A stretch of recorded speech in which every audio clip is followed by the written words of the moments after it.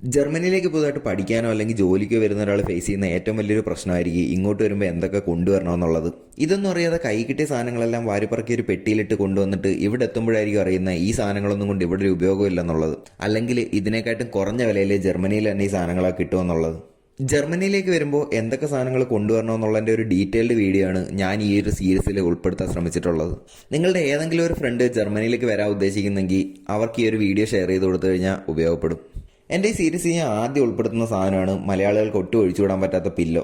ജർമ്മനിയിൽ നമുക്ക് പില്ലോ വാങ്ങിക്കാനായിട്ട് കിട്ടും, പക്ഷേ അത് നമ്മുടെ നാട്ടിൽ കിട്ടുന്ന പില്ലോ പോലെയല്ല. അത് ഏകദേശം ഒരു XXL സൈസൊക്കെ വരും. അതായത് ഒരു 2 പില്ലോ ഉണ്ടെങ്കിൽ നമുക്ക് വേണമെങ്കിൽ ഒരു മെത്തയായിട്ട് വേണമെങ്കിൽ കിടക്കാം. അത്രയ്ക്ക് വലിയ പില്ലോ ആണ് ഇവിടെ ജർമ്മനിയിൽ യൂസ് ചെയ്യുന്നത്.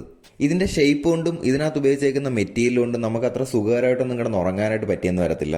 മാത്രമല്ല ഈ ഒരു പില്ലോയുടെ വില നോക്കുകയാണെന്നുണ്ടെങ്കിൽ ഒരു €4 തൊട്ട് €12 വരെ വേരി ചെയ്യും. ഞാനിന്നിപ്പോൾ കാണിക്കുന്നത് ആൽഡി ഷോറൂമിലെ വിലയാണ്. നിങ്ങൾക്ക് ഇതിലും കുറഞ്ഞ വിലയിൽ നാട്ടിലെ നല്ല അടിപൊളി പില്ലോ ഫ്ലിപ്കാർട്ടിലും മറ്റും വെറും ₹200 വാങ്ങിക്കാനായിട്ട് കിട്ടും. അപ്പോൾ ജർമ്മനിലേക്ക് വരുന്ന എല്ലാവരും ഒരു പില്ലോ എടുക്കാനായിട്ട് ഒന്ന് ശ്രദ്ധിക്കുക.